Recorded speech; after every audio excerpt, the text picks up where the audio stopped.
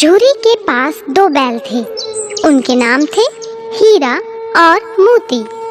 दोनों में बहुत प्यार था। वे नाद में एक साथ मुंह डालते और एक ही साथ मुंह हटाते। झूरी भी उनके चारे पानी का बड़ा ध्यान रखता। वह कभी भी उन्हें मारता पीटता नहीं था।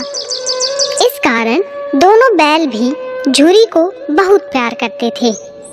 एक बार झूरी की पत्नी का भाई गया दोनों बैलों को अपने साथ गांव ले जाने लगा। बैलों को बड़ा आश्चर्य हुआ कि वह उन्हें क्यों और कहां लिए जा रहा है। रास्ते में उन्होंने उसे बहुत तंग किया। मोती बाएं भागता तो हीरा दाएं। किसी प्रकार दोनों को लेकर गया अपने घर पहुंचा। घर पहुंचकर गया ने उनके सामने रूखा सूखा भूसा डाल दिया, जिन्हें दोनों बैलों ने छुआ तक नहीं। रात होने पर बैलों ने वहां से भाग जाने का निश्चय किया। उन्होंने जोर लगाकर रस्सियां तोड़ डाली और भाग चले। सुबह उठकर जब झूरी ने उन्हें थान पर खड़े देखा तो वह सब कुछ समझ गया और प्यार से उन पर हाथ फेरने लगा। परंतु झूरी की पत्नी जल भुन गई। उसने उनके सामने रूखा सूखा भूसा डाल दिया। फिर भी वे खुश थे। अगले दिन गया फिर आया। इस बार वह बैलों को गाड़ी में जोत कर ले चला। रास्ते में मोती की इच्छा हुई कि गाड़ी गड्ढे में ढकेल दे, पर हीरा समझदार था। उसने गाड़ी संभाल ली और जैसे तैसे गया के घर पहुंचे। अब गया ने उनसे बहुत सख्त काम लेना शुरू कर दिया। वह उन्हें दिन भर हल में जोतता और जब तब उन्हें मारता पीटता। वे लाचार निगाहों से एक दूसरे को देखते। गया के घर में एक छोटी लड़की रहती थी। वह बैलों की दुर्दशा देखती तो उसे बहुत बुरा लगता। वह रात को चुपके से उन्हें रोटी खिलाती। दोनों बैल उसके प्यार के आगे अपमान और मार भूल जाते।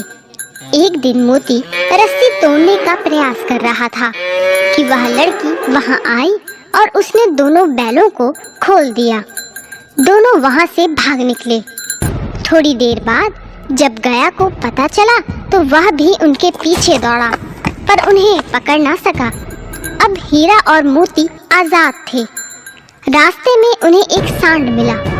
वह उनकी ओर लपका तो हीरा मोती के होश उड़ गए। भागना बेकार था, इसीलिए दोनों ने साहस से काम लिया। सांड ने आकर हीरा पर वार किया तो मोती ने उस पर पीछे से सींगों से चोट की। सांड घबराया। वह किसी एक को तो मारकर कचूमर निकाल देता, पर यहाँ तो दो थे। मोती कुछ दूर उसके पीछे दौड़ा, पर हीरा ने उसे दूर न जाने दिया। दोनों अब बड़े प्रसन्न थे। आगे चले तो रास्ते में मटर का खेत दिखाई दिया। भूख तो लग ही रही थी। हरी हरी मटर देखकर उनकी भूख और भी तेज हो गई। वे खेत में घुस गए मटर खाने। अभी पेट भरा भी न था कि खेत के रखवाले ने उन्हें देख लिया। उन्होंने उन्हें चारों ओर से घेर कर पकड़ लिया और कांजी हौस में बंद करा दिया। हीरा और मोती ने देखा कि कांजी हौस में और भी कई जानवर थे। भैंसे, घोड़े, गधे, बकरियां आदि, सब के सब कमजोर और दुबले पतले। वहां किसी के लिए न चारे का प्रबंध था न पानी का। यहाँ कहाँ आ फंसे, उन्होंने सोचा। रात हुई। मोती ने हीरा से कहा, अगर दीवार तोड़ दी जाए तो बाहर निकलना आसान हो जाएगा। उसने सींगों से दीवार गिराने का प्रयत्न किया। 2-4 चोटों में ही दीवार थोड़ी सी गिर गई। उसका उत्साह बढ़ा तो उसने और जोर से चोटें लगानी शुरू की। दीवार में रास्ता बनते ही पहले तो घोड़े भागे, फिर भैंसे और बकरियां। मोती ने गधों को भी सींग मार मार कर भगा दिया। उसने हीरा से भी भाग चलने को कहा, पर हीरा ने मना कर दिया। सुबह होने पर कांची हौस वालों ने देखा तो उन्हें बड़ा आश्चर्य हुआ। उन्होंने हीरा और मोती को नीलाम कर दिया। नीलामी में सबसे ऊंची बोली बोलकर एक व्यापारी उन्हें खरीद ले गया। उन दोनों को अपने गांव की ओर ले चला।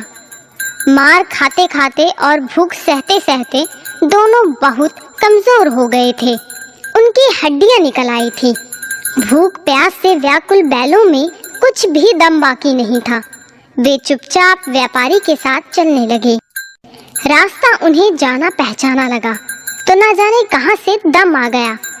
वे दोनों तेजी से भागे, आगे आगे बैल, पीछे पीछे व्यापारी।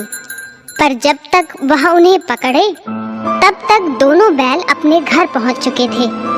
बैलों को वापस देखकर झूरी को बड़ी खुशी हुई। वह उनसे लिपट गया।